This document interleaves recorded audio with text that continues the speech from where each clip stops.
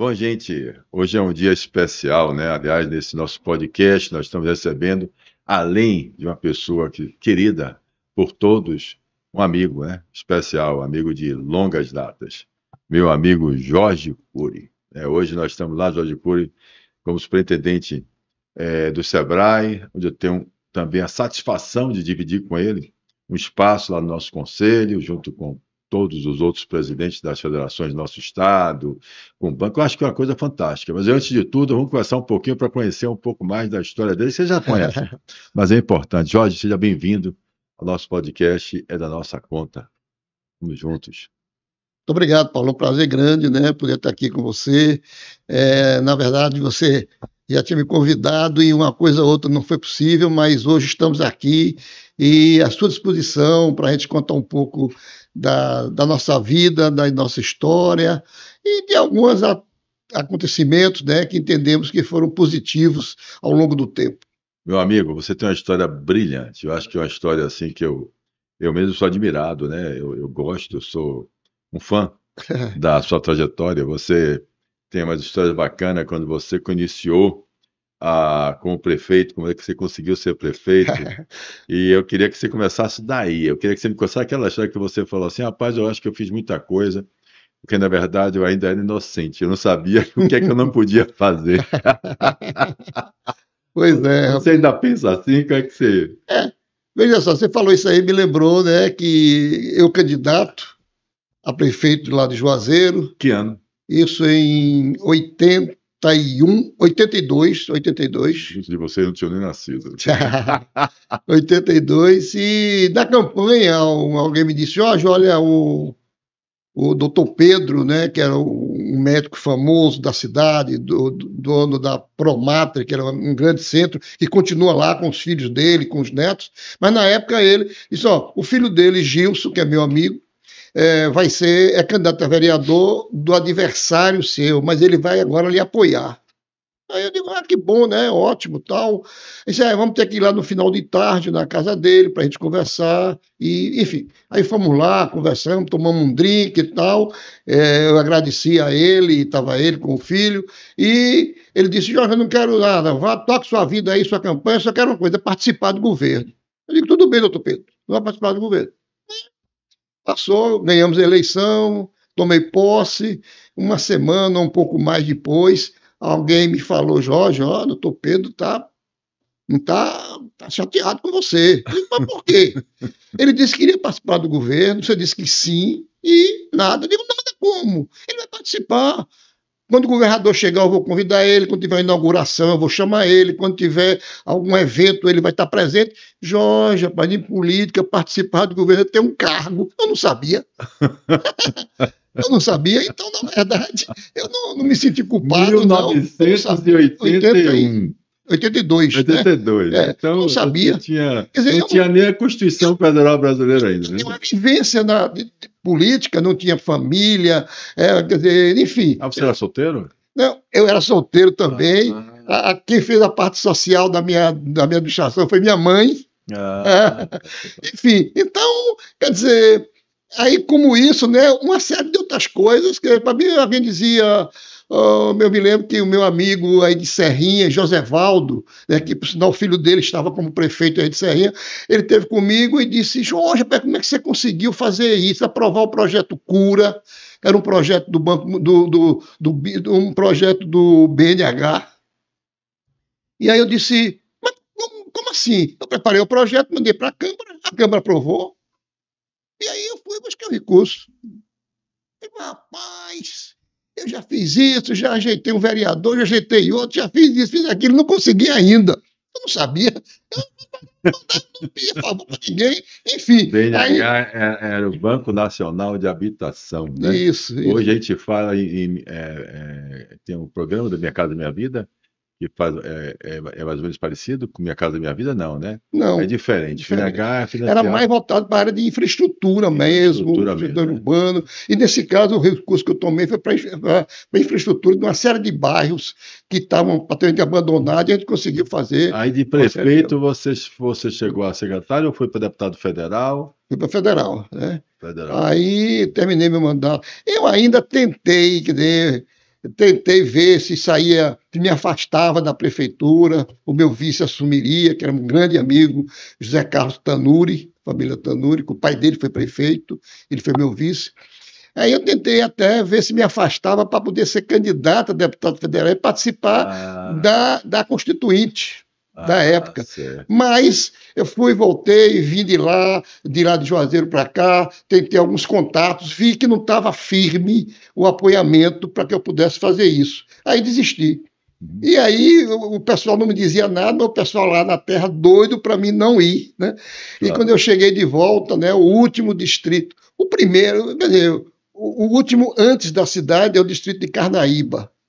E aí, quando eu fui chegando lá, sem saber de nada, estava um monte de gente me esperando para poder, satisfeito por eu não ter tido a oportunidade de me Agora, afastar para ser você me candidato a trouxe uma deputado. curiosidade aqui agora, gente, para a gente pensar um pouquinho. Nós estamos já acostumados com as redes sociais, né? Uhum, E aí, me conte um pouquinho, mais minha curiosidade aqui agora, apesar de eu estou dizendo que eu sou novo, uhum. não, eu tenho 65 anos de idade, também, né? Em 77 eu já tinha 18 anos de idade, em 82 eu já tinha, comecei em 77, em 80, 82 eu já estava jogando duro, casado e com filho, veja bem. Mas eu pergunto o seguinte, hoje você, no interior, né, distante, Uhum. as informações chegavam para as pessoas se mobilizarem para aguardar você chegar, né? Uhum. Essas mobilizações eram feitas então através dos seus, do seu partido, das pessoas. Não, na verdade, nesse caso aí, né, foram mais mesmo do. Porque naquele momento. A comunicação, eu quero saber como é que mobilizava, entendeu? Na verdade, era muito difícil, né? Pra você ter ideia, eu ia e voltava de carro, 500 quilômetros, meu amigo. Não É. é fácil, né? Quer dizer, ônibus leito à noite para você pegar para amanhecer o dia lá e voltar, quer dizer, é sempre mais demorado. Lógico que eu vim, fiz o contato com algumas pessoas que eu imaginava que podia ter um apoiamento e assegurar a eleição para que eu pudesse ser o deputado constituinte.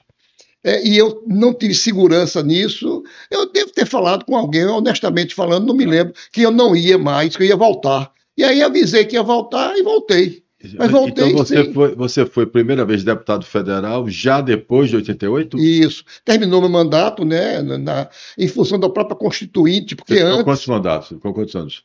Prefeito. um mandato de 6 anos. Ah, é porque a tinha 6 anos. É aquele. Não, era 4, mas nesse caso, para efeito de haver o desencontro das eleições, para ter, como é agora, governo estadual e federal junto e municipal separado. Hum. Para fazer isso, aumentar 2 anos na eleição do prefeito, ficou 6, e aí descoincidia da outra Ah, eleição. aí você sai de prefeito, deputado federal. Aí eu sempre terminei meu mandato, na verdade, dia 1º de janeiro de 89, eu passei o Ou mandato seja, para o depois meu da sucessor. Constituição Federal, já com a Isso já Constituição de com as 88, novas com a nova datas da nova Constituição. Constituinte, né? Da nova Constituição. E aí, então, Eleições diretas, aí, no caso, específico. é, Que em 88 começam as é, eleições diretas. Em isso. 88 começam as eleições de Fernando Collor de Mello, por exemplo, era deputado federal, foi quando você entrou então junto com o Fernando Collor de Mello, presidente. Não, quer dizer, eu deixei a prefeitura, não entrei de imediato como deputado. Ah, Aí tá. fiquei 2 anos Foi fora. fora. A eleição foi em 90, aí eu entrei em 91. Então, quando você era prefeito de Juazeiro, o presidente da República, então, era o Sarney, ok? É isso É, mesmo? Pronto. isso. No período final, né? Porque foram Então, 6 anos, e aí, quando você entra deputado, você foi quantas vezes deputado federal? 5. Rapaz, 5 vezes deputado É. federal. Brasília, lá naquela época, tocando barco. E aí você já tá, aí você casa quando? Você casou quando? Quando é que você conheceu? 90. 90. A Então, campanha, isso você não vai esquecer. me casei em abril de 90, né? A campanha foi em 90 e ganhei e assumi em 91. Então você Então estava foi com um ano maravilhoso, é, casou, conquistou o amor da sua é vida, isso aí. deputado federal, indo para Brasília, que fantástico, que coisa maravilhosa, né? Aí quando chega, vamos lá, você então, agora, nós estamos você está no Sebrae há quantos anos? Entrei em 17. Vai dar 8 anos. 8 anos no Sebrae, jogando um duro aí, e querido demais, né, Jorge? Você tem Hum, uma coisa que é fantástica, Jorge, que eu acho maravilhosa, é a unanimidade. Unanimidade em relação a quanto que você. Eu falo porque eu ando também, eu estou andando muito assim, eu vou em Brasília, às vezes as pessoas que tiveram oportunidades de dividir com você espaço, e são característica sua o fato de você tratar as pessoas todas muito bem, de criar relacionamentos fortes, e as pessoas, mesmo de partidos que eram de oposição ao seu, achar que você sempre recebeu, você sempre foi bastante acessível, você sempre conversou de diálogo, né? com certeza, Paulo. Eu lhe confesso com toda honestidade, e eles, meus colegas da época, há de confirmar isso. Quer dizer, dentro do Congresso, a gente tem o partido, né, os colegas do partido, Tá, e tem os amigos, né? é. Então, dentro do meu partido, tinha muitos amigos, mas tinham pessoas que não tinham nenhum tipo de relacionamento comigo, que não tinham a maneira de pensar, de ver, era diferente de mim. E aí eu tinha amigos em outros partidos também. E nesse relacionamento com colegas de outros partidos, logicamente que tudo que tinha a ver com a questão pessoal havia um respeito mútuo, e não se envolvia em questão política. Entendi. E política. Então, do ponto de vista da amizade, dos amigos, precisando de alguma coisa que eu pudesse ajudar, eu ajudava. Independente de partido. E eu precisando também me ajudavam. A questão política era outra, era Então outra você questão. continuou com aquele mesmo princípio da sua inocência inicial, quando foi prefeito, usando a boa-fé, achando que estava fazendo sempre o melhor, e com esse princípio de fazer o melhor, não importa qual é o lado, que eu É, acredito. É isso que é da nossa conta. Eu acho que é esse o é isso aí. propósito desse nosso É bate-papo que isso eu aí, faço Paulo. com todo mundo. Eu sempre pergunto às pessoas aqui algumas coisas que são comuns, né? Esse que eu falo, essa provocação que eu falo, Jorge, é da nossa conta, Uhum. né? Ela tem tudo a ver com é sim da É, nossa conta. Tem tudo a ver com a prova de assim, sim, a gente não pode se afastar, a gente não pode deixar que, não pode dizer que futebol, política e religião não se discute, uhum. né? A gente tem que discutir, tem que ter Isso, tranquilidade, com habilidade, certeza. educação, Educar. capacidade de compreender o contraditório, Respeito, né? respeito, independente do mais difícil que seja aquele assunto, aquele diálogo, mais inconveniente que seja Uhum. aquela verdade ou aquela Uhum. discussão. E aí vem uma questão que é importante, Jorge. Você sabe que seu amigo velho também hoje se doa a, exatamente a nova filosofia social e política, né? Que eu acredito, eu acredito que muita gente já está começando a entender dessa forma também, que é a consciência cidadã, participativa transformadora. Eu costumo dizer, desde lá da nossa Constituinte, nossa Constituição cidadã e solidária, eu costumo dizer que se nós tivéssemos a cultura, tivéssemos adquirido o vício, o hábito de descer para as reuniões de condomínio, participar das comissões mistas, participar das comissões de pais e mestres, participar, se aproximar de forma harmoniosa e contributiva com nossas instituições públicas. Eu vou dizer, repetir isso porque eu acredito nisso. Nosso país teria uma educação melhor, uma saúde Uhum. pública melhor, uma segurança pública melhor, Com né? certeza. Eu até, hoje, pela manhã, eu até, falando para a rádio, né, que tem a Uhum. Antena 1, Uhum. e eu falo né, eu falei hoje sobre exatamente a ideia de se taxar as grandes fortunas, né? E eu chamando a atenção que, efetivamente, quando se fala de grande fortuna, a gente tem que entender que a grande fortuna, a gente pensa, que imagina que nós temos uma maioria ou uma grande, expressiva comunidade rica no mundo, né? Aí eu chamo a atenção e digo o seguinte, segundo a revista Forbes, no Brasil, nós só temos pela revista, 69 bilionários. 69 cabe sentado e sobra lugar, espaço, nos nossos ônibus coletivos que a gente pega para vir trabalhar, para sair, para deslocar. É muito pouco, mas isso não é a característica do Brasil, Jorge, isso é a característica do mundo. Eu fui lá e fui olhar, tudo bem, então vamos para o país capitalista, vamos pegar os Estados Unidos, 800 e poucas pessoas bilionárias. Né? Aí você, não, tudo bem, então eu vou sair do Ocidente, vou para o Oriente, eu vou para um país comunista, eu vou para um país socialista, eu vou para um país que tem autoritarismo, eu vou para um país liberal. Aí você vai para China, que é o nosso segundo na lista dos 5 maiores, com mais ricos, mais bilionários. China tem 408. Você vai para a Rússia, você pensa, para a Rússia não deve ter 215. Você vai para a Índia, 285. Olha bem, Brasil, 69. Você vai para a Itália, um país desse tamanho, 71. Então, quando você junta todos os bilionários do mundo, segundo a revista Forbes, você tem 2.700 e poucos bilionários. Só 2.700, não é nem 3.000. Tem lugares aqui em Salvador, que eu acredito que, se eu não me engano, Paramana, ali, que fica aqui na Baía de Todos os Santos, na Ilha dos Frades, nós temos 3.000, a população de 3.000, Ilha dos Frades, lugares pequenos nós temos uma população dessa. Então, em relação ao mundo, quando a gente fala de taxar os super ricos para ter 260 mil bilhões a mais de arrecadação, eu chamo a atenção, eu até brinquei dizendo o seguinte, olha, vamos ter cuidado, vamos com essas estratégias perigosas, porque se a gente começa, é o que eu chamo, né, se a gestão pública começa a comer as suas galinhas de ovos de ouro, que são as galinhas que geram tributos, emprego, tecnologia, empreendimento, porque ninguém fica rico, ninguém se faz sozinho, que chama, né? O cara que se faz, constrói sozinho, sem ter uma troca de um serviço, de uma indústria, de um produto, de uma tecnologia, de um talento, né? De uma capacidade. Ele trabalhou para depois ter o investimento, o lucro dele, que também é tributado, mas ele já paga imposto municipal, estadual, federal e imposto dos funcionários também. Então, por que é que eu estou falando isso, Jorge, para você e para a gente que está discutindo aqui? Porque esse Jorge é do Sebrae.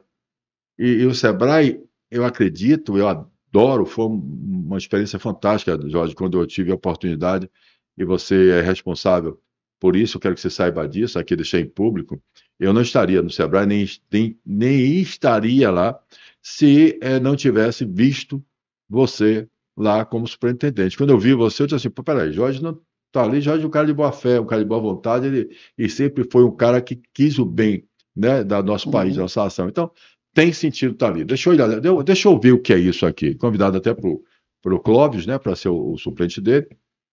E encontrei lá isso que eu estou falando. Encontrei o associativismo, encontrei exatamente uma comissão, um conselho espetacular, plural, bancos, universidade, federações. É maravilhoso. É um lugar especial para pensar no micro e pequenos empresários. Né? E você lá, com essa sua capacidade exatamente de agregar, de agregadora, de conciliação. E o que é que eu estou dizendo isso do super rico? Porque se a gente cai na armadilha, em vez de fazer o que o Sebrae está fazendo muito bem, que é promover riqueza, que é acolher, que é efetivamente cuidar do micro e pequeno empresário, para fazer com que esses micro e pequenos empresários tenham a oportunidade de se construir sozinho, de crescer e de produzir mais ricos. E não os que estão lá em cima cair, quer dizer, na verdade, que os que estão lá em cima que fiquem e vamos subir também, né, Paulo? Então, você está antecipando a minha pergunta, é isso aí, tá? Conte. Pronto. Então, veja só, quer dizer, eu não tenho dúvida disso, quer dizer, o trabalho que o Sebrae faz, e realmente, esse período que eu estou lá, eu conhecia alguma coisa, porque quando eu fui secretário da Indústria e Comércio, era o representante no conselho, já tinha uma certa experiência disso, e quando eu cheguei, eu comecei a conhecer muito mais do que eu tinha de conhecimento. E tem uma coisa que eu gosto de ser repetitivo, né, porque eu acredito nisso, Paulo, que é uma coisa chamada educação. Boa. Quando o pessoal me apresentou todos os projetos do Sebrae, alguém me perguntou: e aí, Jorge, o que você achou? Gostou? Gostei, sim, e tal. Quando eu cheguei. E o que você gostou mais? Eu digo, rapaz, se tem um deles que tem junto a educação, para mim é o melhor. Porque, eu disse, aí voltando para o meu tempo, né, do primário à faculdade, eu estudei, ninguém nunca me disse que eu podia empreender. E todo mundo só queria se formar para poder arranjar um bom emprego, passar num bom concurso, mas nada de empreender. Boa, Jorge. Boa. E aí, na verdade, a ideia da educação empreendedora é os convênios nossos do Sebrae com as prefeituras no Fundamental 1 e 2, com o Estado no médio e direto com as faculdades, tem feito com que venha para os jovens a possibilidade, a importância de entender que ele também pode, que ele pode fazer também, ele pode criar também, ele pode fazer, enfim. Então, essa possibilidade é fantástica. Então, eu não tive dúvida de colocar como sendo a coisa mais importante a educação empreendedora. No entanto, lógico, é importante preparar o gestor, sim, estruturar a empresa, sim. Isso é suficiente? Aí vem uma outra questão, Paulo, que eu ouvi do povo do Sebrae, do Nacional, das pessoas mais antigas, aí me disseram, Jorge, quando o Sebrae, até os 40 anos, ele se preocupava basicamente com a capacitação do gestor e a estruturação da empresa. Mas dos 40 anos para cá, ele começou a ver uma outra coisa, que aí eu, com a minha experiência passada a nível parlamentar, tinham esse mesmo entendimento. É importante estar tudo estruturado, mas ele não pode fazer milagre se o ambiente que ele está não tem nada a ver com isso. Então, o ambiente é o município, é o nosso estado, é o nosso país. Boa. Então, o que é que a gente pode fazer? E aí, esse trabalho que, lógico, o Sebrae Nacional tem feito junto ao governo federal, e os Sebraes estaduais têm feito junto às assembleias e às câmaras municipais e ao poder público municipal. Quer dizer, se eu tiver num ambiente favorável, eu posso crescer muito, mas se eu não tiver num ambiente favorável, eu não vou crescer. Então, aí vem aquele trabalho que você sabe que a gente premia, inclusive, periodicamente, os municípios empreendedores, o prefeito empreendedor, quer dizer, coisas positivas que o município, que o Estado tem feito para abrir o espaço, diminuir burocracia, diminuir custos desnecessários. Quer dizer, se eu puder ter um custo menor dos impostos, isso, aquilo, outro, e que todos pagarem, vai ser um volume maior do que isso, porque muitos aí, vem uma outra questão, que não vamos entrar no mérito, tem muitos que não fazem por questão de caráter, aí não é o caso da gente, mas tem muitos que não fazem pela dificuldade. Ele vai acertar aqui, acertou o assunto dele aqui, e agora? Não, agora você tem que ir lá não sei aonde. O pequeno é só ele não pode sair daqui para ir lá não sei aonde e perder tempo, ele volta para casa.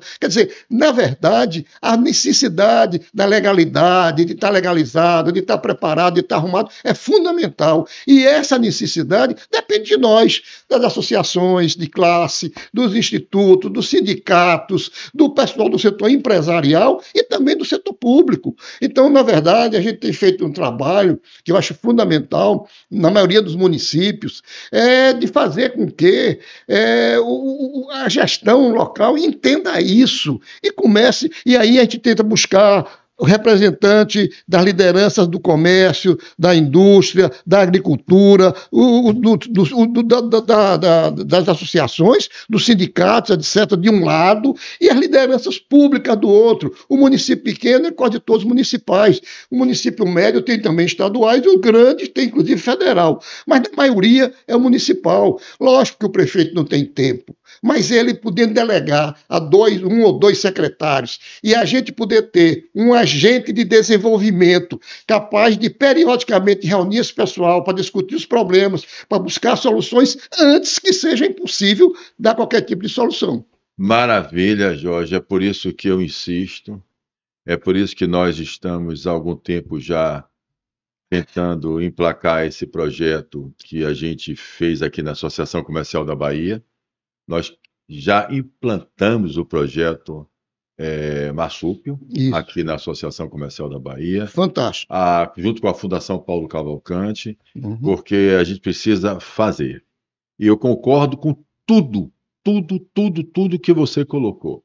É responsabilidade a transformação do Brasil, das associações de classe, das federações, das confederações, de todos os segmentos do É Brasil. da nossa conta, né, É Paulo? da nossa conta.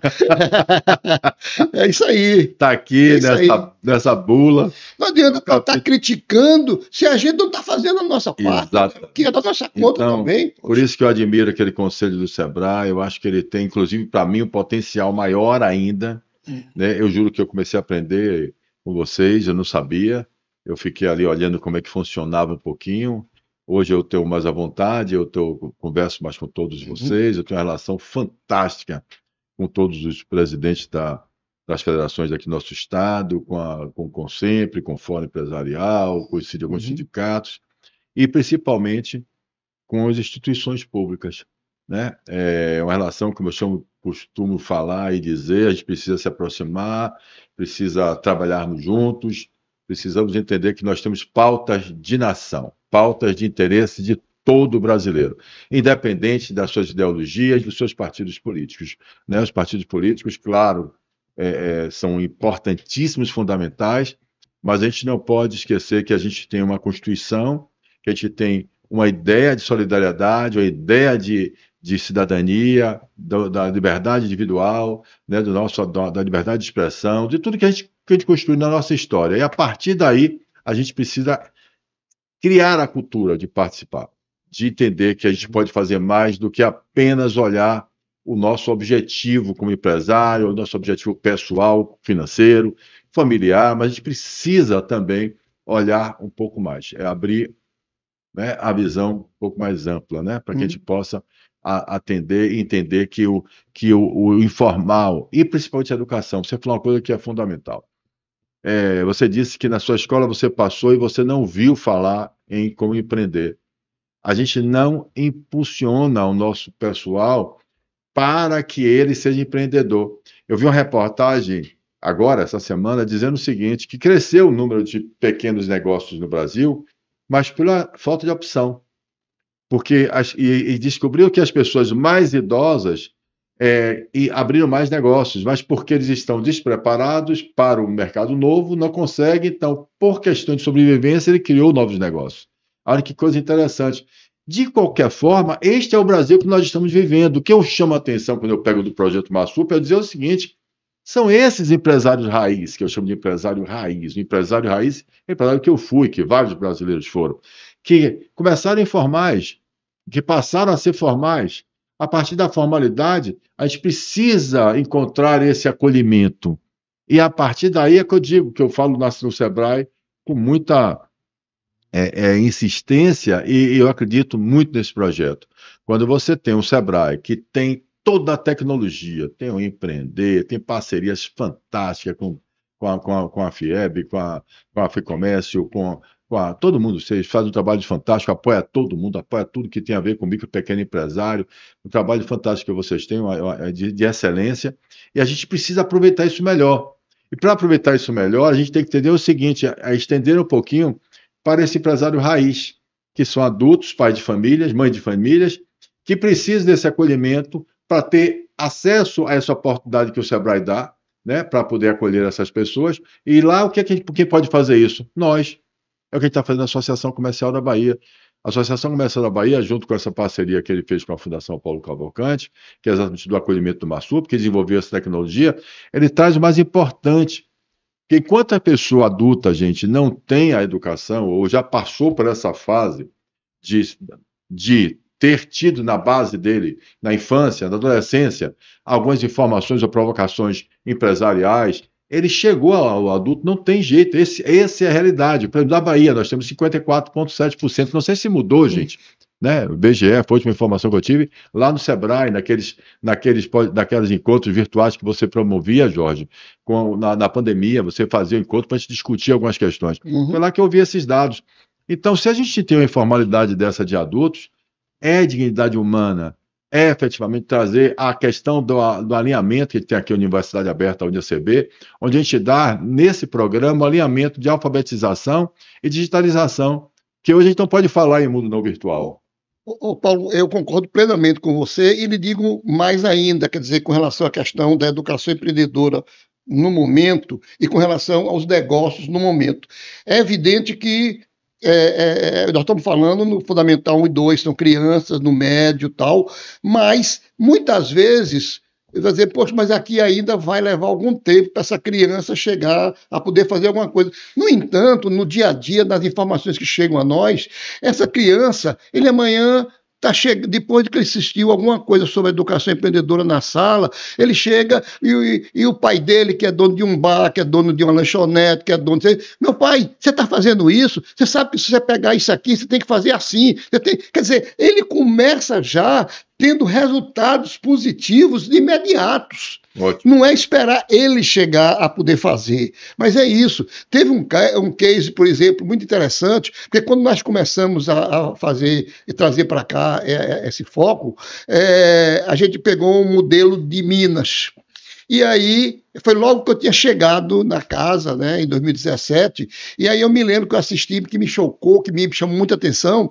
Aí eles trouxeram de Minas um case interessante de um garoto que era aviãozinho para levar droga de um lugar para outro e tal, e que ele começou aqui dentro da aula, estudando e fazendo e vendo isso, ele acabou vendo que podia fazer alguma coisa, começou a vender geladinho, enfim, e ele falou da vida dele, e naquele momento ele tinha uma lanchonete com 6 funcionários e trabalhando e tocando o negócio dele.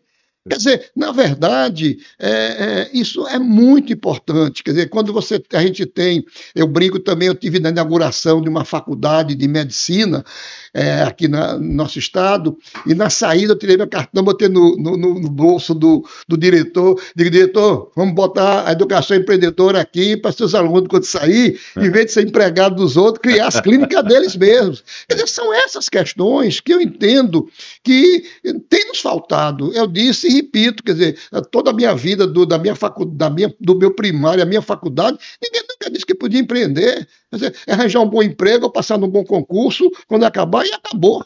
Quer dizer, esse sentimento, essa condição de fazer com que chegue a tantas pessoas que estão precisando e que muitas vezes não têm a oportunidade. Você me fez uma provocação agora, baseada na nossa primeira conversa, quando eu falei dos poucos bilionários no mundo, né? Uhum. Dos ricos. Uhum. Eu acho que isso que você acabou de dizer é muito forte. O mundo todo, né, realmente prepara os nossos alunos, a maioria do povo brasileiro, para servir, para ser um grande médico, para ser um grande engenheiro, para ser um grande advogado. Empreender, né?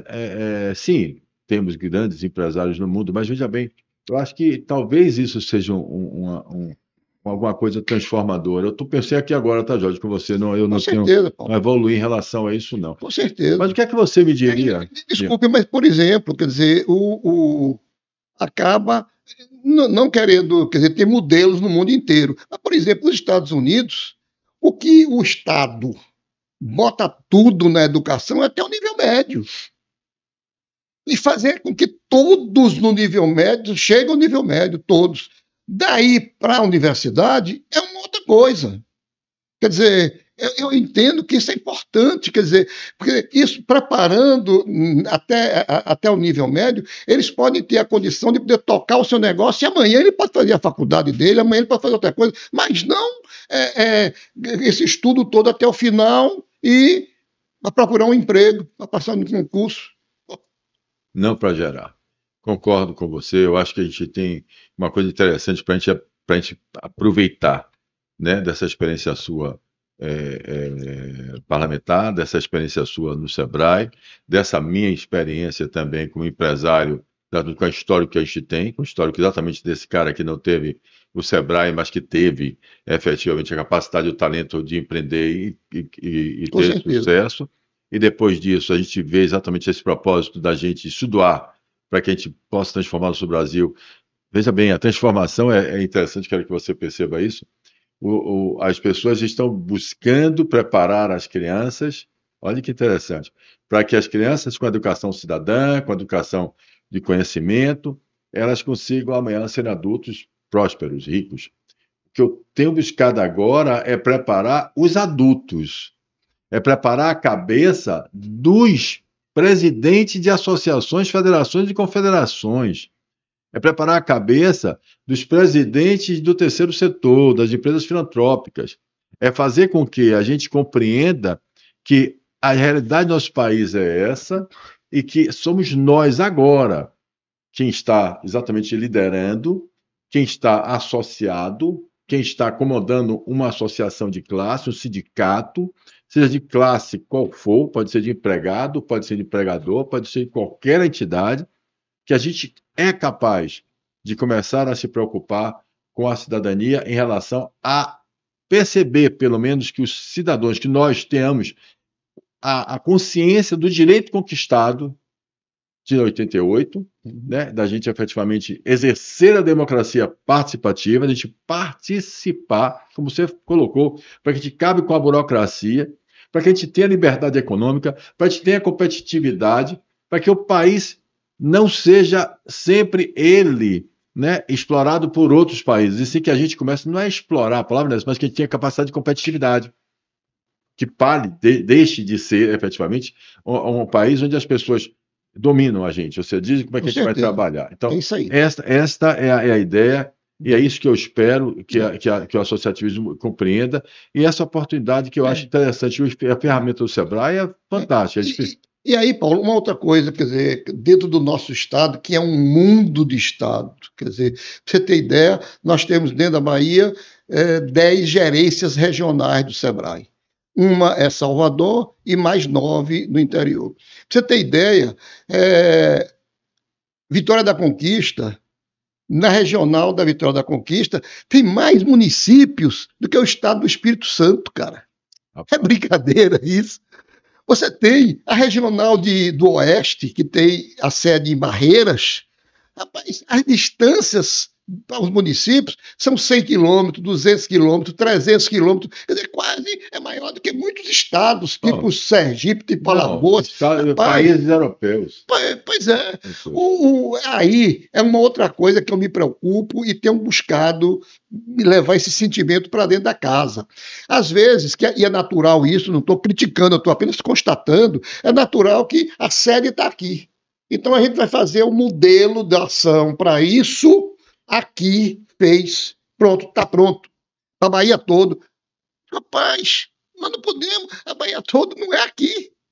Quer dizer, aí eu insisto um pouco, que às vezes no primeiro momento o pessoal reage um pouco, mas depois acaba entendendo. Rapaz, a maneira de vender um produto lá do extremo sul, Teixeira de Freitas e companhia lá, tem muito mais a ver com o Espírito Santo e com Minas Gerais do que com Salvador. Perfeito. Os municípios aqui do litoral norte, lá em cima, estão mais com Sergipe do que com a gente. O pessoal lá do Oeste está mais lá com Goiás. Quer dizer, são peculiaridades, são condições. Até o sotaque é diferente. É verdade.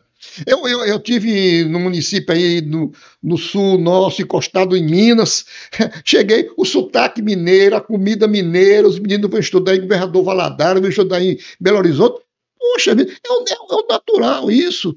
A gente tem que entender.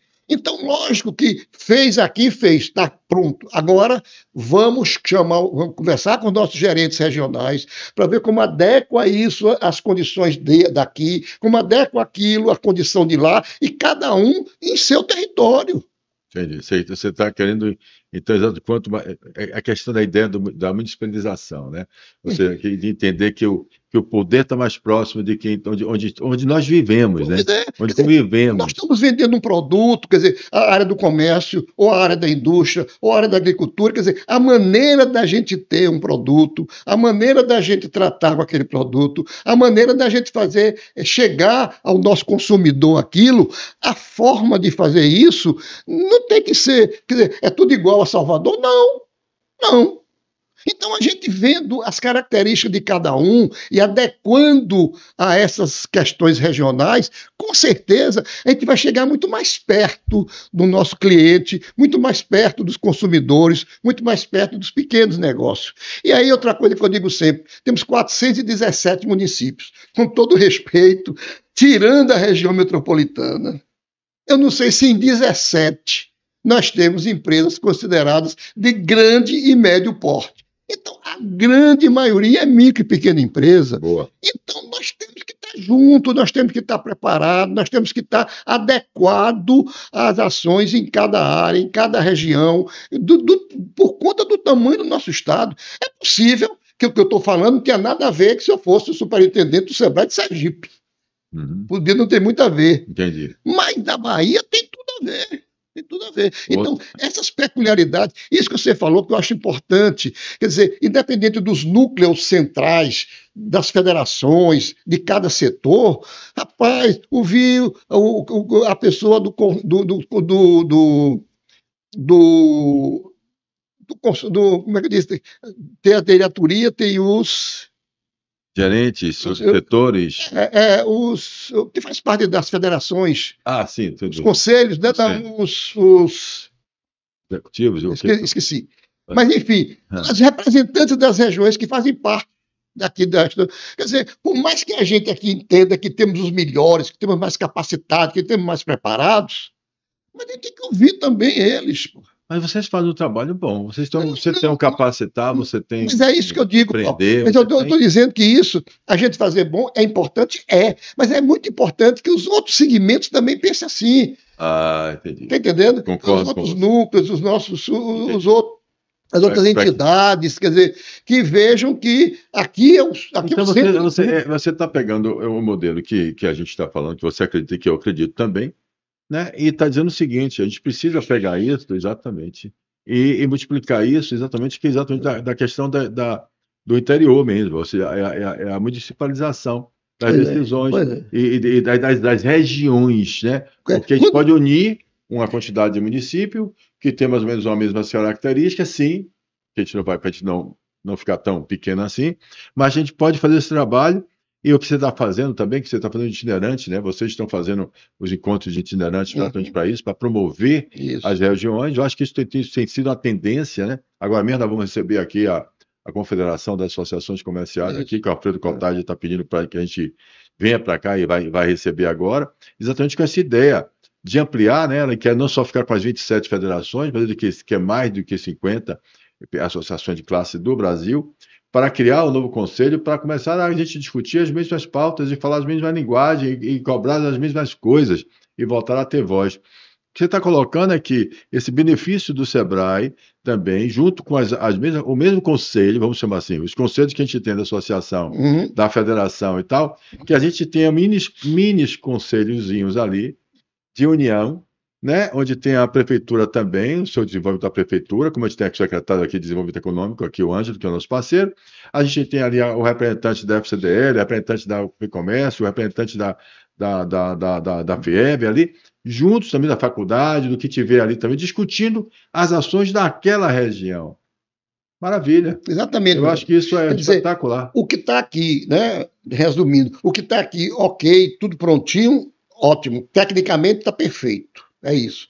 Agora, as adequações em função das características das diferentes regiões do nosso estado, que são muito diversas, também é importante. Maravilha. Isso é ampliar exatamente e facilitar e operacionalizar, executar o que eu chamo de a gente exercitar a nossa democracia participativa.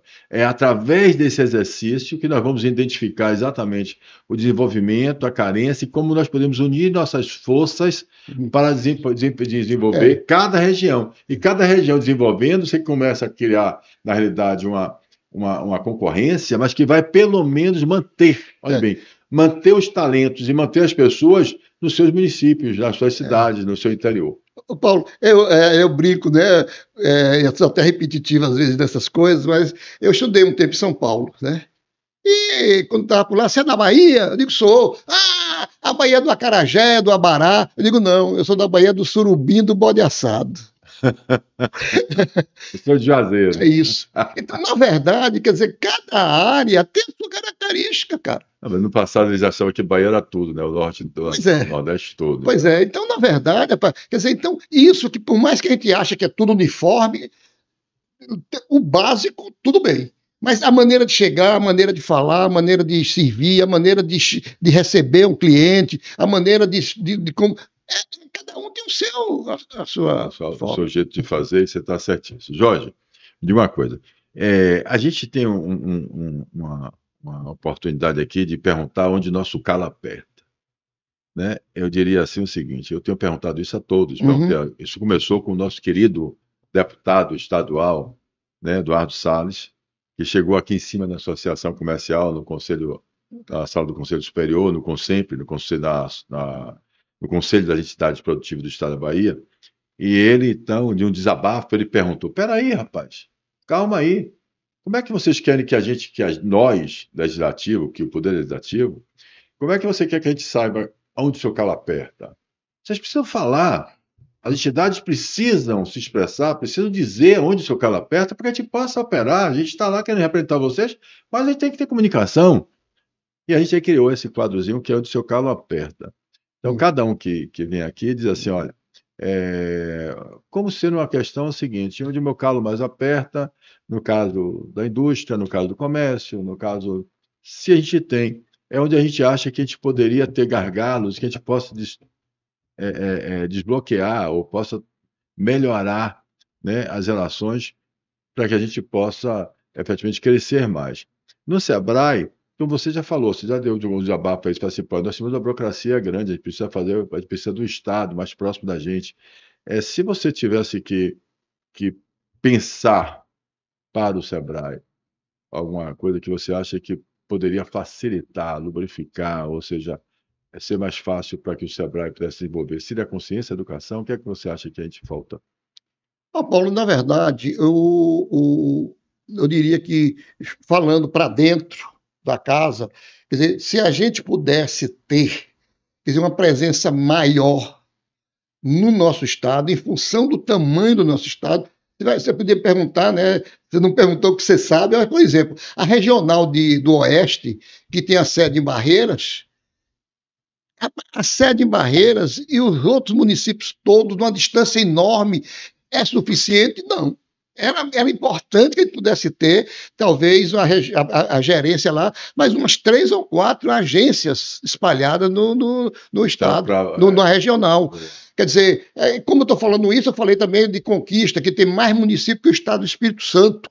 Então, só lá em Conquista, quer dizer, todo o seu arredor ali não tem uma demanda forte, quer dizer, nós temos uma agência em Jequié. Tudo bem, mas isso só é suficiente? Então, essas coisas, quer dizer, eu sinto um pouco a falta da gente estar mais presente em função do território que a gente tem. Isso por um lado. Por outro lado, o que eu vejo é que a gente pode fazer muito pelo pequeno negócio.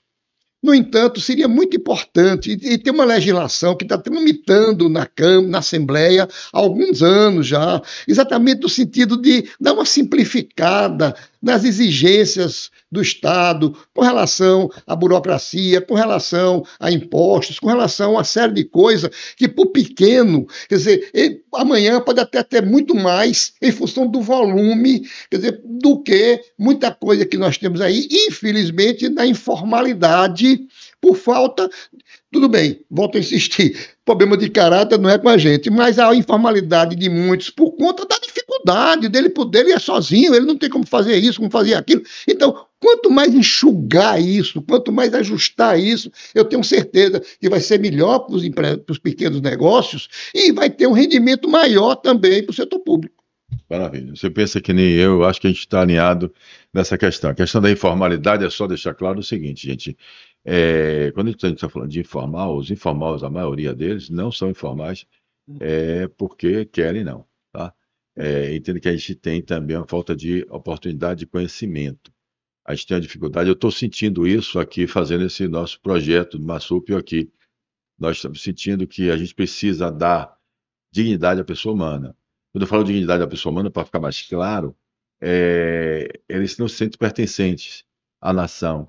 Eles acham que, pelo fato de eles serem informais, né, eles são perseguidos, eles não confiam, exatamente como você falou, em virtude da burocracia, ele não confia no Estado. Ele não confia em que ele vá conseguir manter o nome dele limpo. Você vê que ele se mantém, essa questão bastante delicada, se mantém tanto na questão da relação da informalidade, como a gente descobriu aqui que a maioria das pessoas informais tem sim a assistência da Bolsa Família, né? Então, eles utilizam o assistencialismo, né, como um financiamento da sua informalidade, como uma complementação de receita, né? E eles se satisfazem em relação a isso porque ele não se sente capaz, ele não tem autoestima, ele não se sente pertencente à nação, ele não se sente que ele pode bater no peito e dizer eu também sustento essa nação, porque ele não entende nem como é que eles pagam imposto.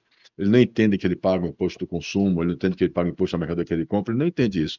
Então, a gente tem um problema estrutural de educação bastante grave e bastante sério, certo? Então, qual é a nossa ideia? A ideia nossa, efetivamente, é a gente utilizar, motivar, insistir nesse programa que pode ser de qualquer governo, de qualquer empresário, de qualquer pessoa, que é o programa de acolhimento desse empresário informal, que a gente dá a ele tantas informações, de dar a ele tanto acolhimento e fazer ele se sentir mais do que tudo pertencente e até com assistência psicológica, né, que eles precisam muitas vezes, porque eles sofrem muito, né, no ambiente que ele está, é um ambiente hostil. Quando a gente fala marsupo, que o marsupo é o canguru, é que leva o filhote na bolsinha e só solta ele no ambiente hostil quando ele já está preparado para dar seus pulos. Uhum. E esse ambiente É isso hostil, aí. por incrível que pareça, não é só o lugar que ele está, não é só no lugar que ele mora, no subúrbio ou na periferia. O ambiente hostil não é só ele enfrentar também as organizações criminosas, o ambiente hostil é sim também a nossa falta de sensibilidade para que a gente facilite a vida dele, para ele vir para o nosso lado, para ele vir para a formalização, para ele se sentir pertencente. Entendeu? Porque brasileiros já são. Né? Então, título eleitor todos têm. Mas a gente precisa mais do que isso. A gente precisa desse sentimento de pertencimento, esse sentimento de dignidade humana, né? Para que a gente possa transformar nosso país e que a gente possa buscar esse conhecimento e se sentir merecedor dele. Né? Essa é a ideia. Jorge, meu amigo, como você falou, você disse para mim, Paulo, olha meu tempo, que eu estou cheio de coisa para fazer, e eu agradeço muito a você, mas eu queria que você dissesse ao pessoal, aí pelo menos, fizesse suas palavras finais, transmitisse desse pessoal, para que eles assistissem, tocar o barco, dar um like, que é importante, quem gostou, divulgue, porque Jorge meu notável aqui, meu convidado especial, e vamos transformar o Brasil. E o Sebrae é uma ferramenta indispensável para isso. Obrigado, Paulo. Eu que agradeço a oportunidade de estar aqui com você e com todos que estão nos vendo, nos ouvindo. Na verdade, você é um símbolo desse novo tempo que nós estamos vivendo. Quer dizer, você está preocupado com você, está preocupado com os seus negócios, está preocupado com a sua família, mas você não está dando as costas para a realidade do tempo, para a realidade do nosso estado, para a realidade da nossa cidade, para a realidade do nosso país. E focando exatamente na busca de instrumentos que possam servir, que possam ajudar, que possam contribuir. É bonito falar? É bonito ter um pensamento positivo com essa aliança? Mas isso não é suficiente. Vamos falar, vamos sentir, mas vamos fazer. Vamos estar junto, vamos estar criando condições, vamos estar criando oportunidades, vamos estar criando espaços que possam atrair pessoas que eventualmente estão meio desligados, estão por fora disso, para começar a ter esse contingente que a gente precisa e juntos nós poderemos fazer muito mais. O Sebrae está do lado seu, Paulo, da Associação Comercial da Bahia, das entidades de classe do nosso estado, nós cuidamos dos micro e pequenos empresários. No entanto, nós estamos junto de todos, do grande e do médio também, porque juntos nós poderemos fazer aquilo que todos nós desejamos, ter um país cada vez mais independente, um país cada vez mais futurista, um país cada vez mais capaz de fazer com que as suas gerações tenham condição de crescer, tenham condição de se perpetuar e tenham condição de construir a pátria que todos nós desejamos. Isso é ser via de transformação. Isso é o que eu chamo de receber o selo da consciência cidadã, ou seja, da via cidadã, que a gente fala, da gente ter consciência cidadã participante transformadora. E eu queria não deixar de colocar que, veja bem, vocês encontram aqui exatamente esse projeto de lei popular. Isso aqui também está no livro, também está lá na página, no capítulo 6, dizendo que a gente ia colocar isso para poder agregar as pessoas. O movimento Via Cidadã é um movimento nacional. O movimento Via Cidadã, ele cria um projeto de lei simples, um projeto de lei que a gente não pede dinheiro para ajudar as santas casas, as irmãs Dulce, não, a gente pede apenas a participação democrática, o exercício da sua participação democrática, do exercício que você vá lá e assine o projeto de lei. E projeto de lei que você pode pesquisar, está lá no site. Você entra no Movimento Via Cidadão, você entra no Movimento Via Cidadã, tudo junto, sem acento, sem nada, .com.br. Você entra lá e você vai encontrar tudo nessa plataforma que diz respeito ao que nós falamos, Projeto Marsúpio, que diz respeito ao sentimento de pertencimento, que diz respeito a você conseguir uma universidade para que você possa melhorar seu aprendizado, seu alinhamento de alfabetização e digitalização. Você encontra, inclusive, também esse projeto de lei. Que esse projeto de lei, Jorge, não é que eu esteja reinventando a roda, não. Eu estou pegando o que já existe em outros países. Por exemplo, da França, eu estava no Rotary Club da Bahia, quando o francês disse, pô, lá na França é 66%. As doações que as pessoas jurídicas e físicas fazem do seu imposto de renda a pagar, ou seja, o meu dinheiro meu, já tive lucro, já paguei tudo, eu aí faço doações, inclusive não precisa ser para as empresas de saúde e de educação, não. Não precisa ser aquelas que têm o SEBAS, que é a certificação que é dado pelo Ministério da Educação e da Saúde, não. Pode ser qualquer uma. Eu não pedi isso nessa aqui, não. Eu peço que seja para as empresas filantrópicas que atendem, por exemplo, o SUS. Para quem está naquela fila precisando de atendimento, para que melhore e a gente participe, para que os empresários, como você falou, do município, onde tem o atendimento, do Estado, que esteja mais próximo daquela assistência, daquele lugar onde se atende mais vulneráveis, ele possa doar e abater no imposto de renda dele a pagar. Nada mais do que isso. Mas mais do que isso, é um exército de pessoas que você precisa de 1% do eleitorado brasileiro, Jorge, em 5 estados brasileiros. Então, é um exército de pessoas se encontrando com o mesmo princípio de transformar o país através da sua vontade, do exercício da democracia participativa. Gente, assine esse projeto de lei. Estamos com a gente. Jorge, obrigado. Pau na máquina. Estamos juntos. E um brinde aqui para que a gente possa... É água, viu, gente? Né? Valeu, gente. Obrigado. Obrigado.